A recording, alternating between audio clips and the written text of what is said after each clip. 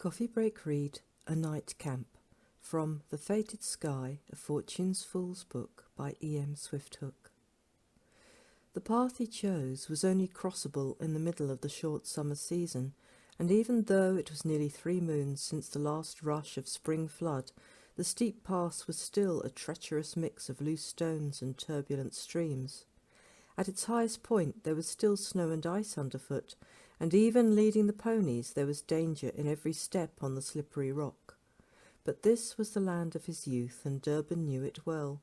He had grown up in the vast wildness of the Garia Mountains, and had sometimes managed to escape from the pressures of his intense and unusual upbringing by vanishing alone for days at a time into the natural wilderness around his childhood home.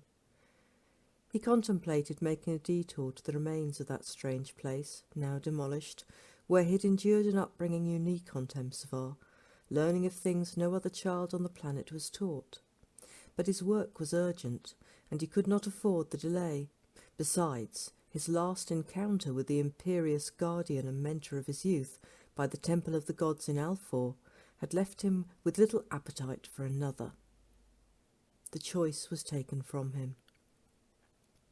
He woke to find her ancient body warming itself beside his night fire, a skeleton pressed with flesh, the woman he knew only as Elise.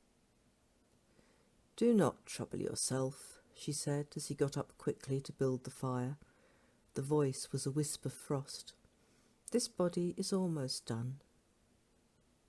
"And then?" he asked. He had to know. "And then you will have to bring me what I need."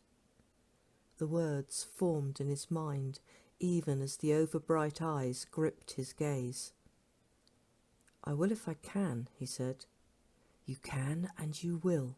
This has to be. More than you can begin to imagine rests on what you have to do." "My imagination is very good. You could try me sometime." There was a sensation of contempt. "You had your chance to ask, and you refused it." "I was a child," Durbin protested. "That is beyond unfair." "You were a child then, yes, but you have not changed. I came to remind you of what you must do. That is all." It dawned on Durbin belatedly that there was no way the woman he had spoken to in Alfor could be sitting here in the mountains with him. He opened his mouth to say as much, but closed it again immediately. The space where Elise had been sitting wavered, as if it were reflecting in a still pool, and someone had dropped a small pebble in the middle. Then he was sitting alone by the fire.